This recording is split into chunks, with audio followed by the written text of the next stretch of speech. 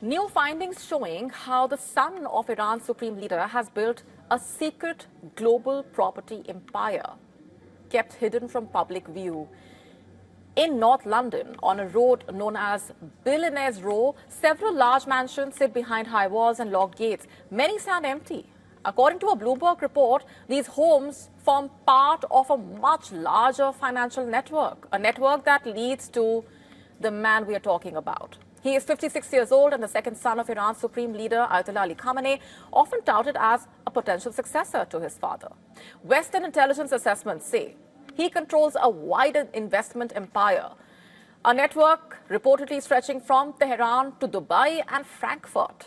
He avoids holding assets in his own name, and most ownership traces back through layers of shell companies reportedly, and has played a direct role reportedly in major deals, some going back to 2011. The empire reportedly covering shipping in the Persian Gulf, bank accounts in Switzerland, luxury property in the UK worth more than $138 million. Some estimates putting the total money involved at several $billion, and this money moved even after the US imposed sanctions on him reportedly in 2019. The properties include prime homes in London reportedly, one house alone costing 33.7 million euros when it was bought in 2014 reportedly. The network also reportedly owning a luxury villa in Dubai's most exclusive area and high-end hotels across Europe, including in Frankfurt. Documents showing funds moving through banks in the UK, Switzerland, and the UAE. Much of the money comes from Iranian oil sales. And according to the Bloomberg report, he set up a financial network abroad. This network built banking ties across Europe and moved profits from oil exports through a complex web of companies based in the UAE. Much of the money is then reportedly passed through non-Iranian firms. None of the assets reportedly appear directly in his name. Many are linked to Iranian businessman Ali Ansari, who the UK sanctioned last October. Ansari denies any financial or personal ties to him and says that he will challenge the sanctions. Now, there is little sign of personal luxury or proof that the family has used foreign assets to fund lavish lifestyles reportedly, but reports of this hidden wealth coming at a time when many Iranians face poverty. The country has been facing unrest, deadly protests. Extreme weather events have gripped the whole world. Transport services have been disrupted. Thousands have been displaced. Several have lost their lives. Many are waiting for aid desperately. Whether it's a landslide in Indonesia and Italy, multiple storms in Europe, snowstorm in Russia, or flooding in Mozambique, countries are scrambling to contain the damage. The effect of climate change is visible now all the more. For instance, more than 1,500 people had to be evacuated from an Italian town due to a landslide that saw a 4-kilometer section of a cliff crumble during a storm.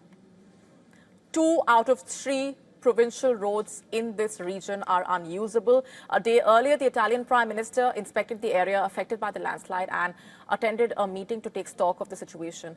Meanwhile, displaced locals have voiced their anguish at the current situation. Listen to this. These are extremely difficult moments because I have close friends I've known all my life as we studied together, and they've lost everything. They've lost all they had. It's heartbreaking, truly.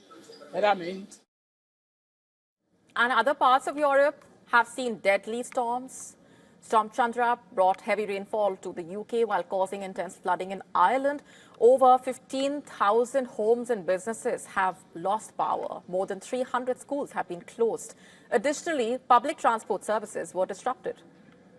Meanwhile, a storm killed at least 4 people and left over 800,000 citizens of central and northern Portugal without electricity. It toppled trees, damaged homes, and impacted traffic.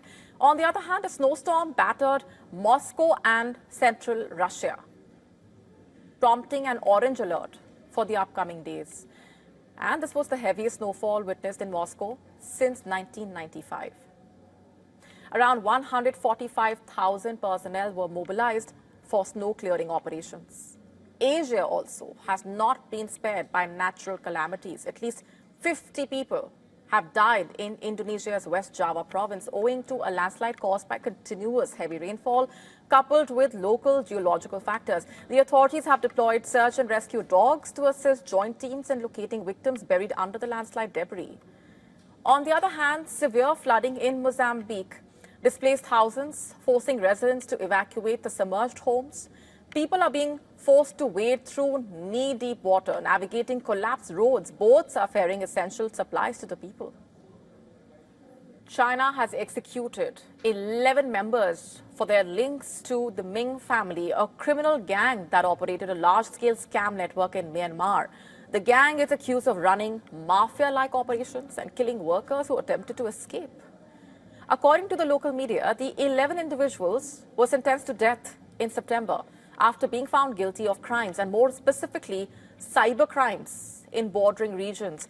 The charges included homicide, illegal detention, and fraud. Two of the defendants appealed their sentences, bringing the case to China's Supreme People's Court. The Ming family was one of several criminal groups operating in northern Myanmar. They were accused of running hundreds of compounds involved in online scams, prostitution, and drug production. Some members reportedly held positions in local government and militias. Their group, led by Ming Shuechang, was closely associated with a compound known as Crouching Tiger Villa. It is an autonomous region along the China-Myanmar border that is being referred to.